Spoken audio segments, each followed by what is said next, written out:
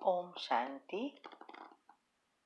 आपका प्रश्न है कि क्या हमें बाबा से बिना बीजरूप स्थिति के थोड़ी भी शक्ति नहीं मिलती?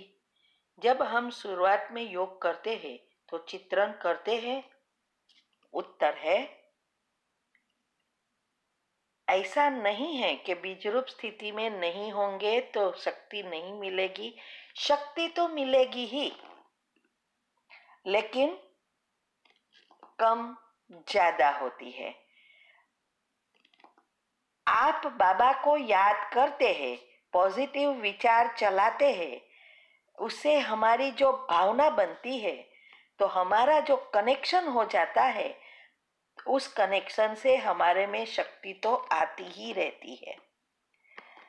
संकल्प से होता है, संकल्प से ही तो हमारे संस्कार परिवर्तन होता है, लेकिन संकल्प से टाइम लगता है। कौन कितनी समय रिपीट करता है उसके हिसाब से बनते हैं, और हमारे कर्म तैसे जन्मों के भरे हैं, और हम तो ये जन्म में ही आए और इसमें भी थोड़ा समय के लिए है, तो हमें सब कर्म के हिसाब किताब भस्म करना है, मना चुकटू करना है और आगे फर्स्ट नंबर में आना है। तो ये जरूरी है। इसीलिए बीजरूप स्थिति में हमारे जो पाप कर्म हैं वो बल्क में भस्म होते हैं।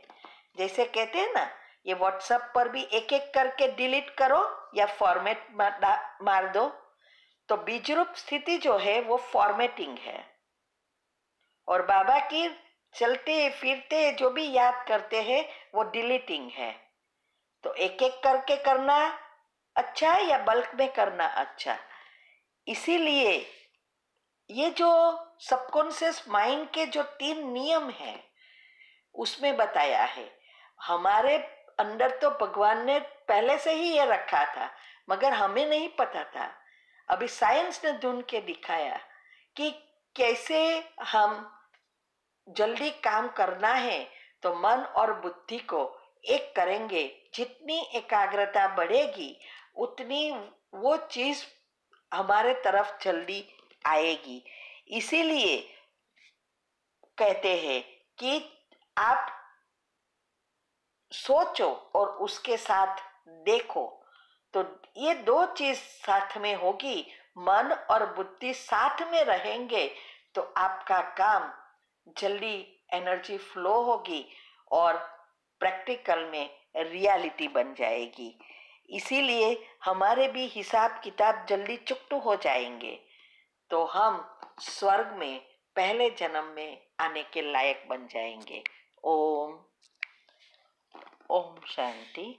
आपका प्रश्न है कि बाबा ने आज जो कहा कि कुछ रॉयल भिखारी है तो कुछ साधारण भिखारी है, तो क्या हम जो वाइब्रेशंस दे रहे हैं हमारी पति की नौकरी के लिए, तो ये मांगना हुआ? उत्तर है, पहले तो ये समझना है कि मांगने का अर्थ क्या है। हमारी जो भक्ति से आदत पड़ी है भगवान से मांगना, और जब हम उनके बनते हैं तो भी कोई भी प्रॉब्लम या बीमारी आती है तो हम क्या करते हैं? बाबा को कहते हैं, हाँ बाबा अभी ये आपको ही करना है, ये काम आपका है, इतना काम कर दो, ये कर दो, सारा दिन वगैरह बहुत कुछ हम कहते रहते हैं कि बाबा तो हमारे साथ है ही ना। लेकिन नहीं, बाबा कहते हैं कि ये मांगना हुआ। आप मेरे बच्चे हो, राजा के बच्चे कभी भीख मांगेंगे क्या? तो बाबा कहते हैं कि आप अधिकार से लेना सीखो। तो अधिकार से लेने का अर्थ है उसकी शक्ति खींच के हमारे पाप कर्म भस्म करना। इसीलिए बाबा कहते हैं कि दुनिया में तो सब मांगते ही रहते हैं, कोई धन के भिखारी है, कोई संबंध के सुख चैन के, कोई आराम की नींद के लिए, कोई मुक्ति के लिए, कोई दर्शन के लिए, कोई मृत्यु के लिए, कोई फॉलोवर्स के लिए कुछ न कुछ भगवान से मांगते ही रहते हैं। लेकिन बाबा हमें कहते हैं कि आपके जीवन में पिछले जन्मों के कारण अगर दुख, प्रॉब्लम या बीमारी आए तो मांगो नहीं।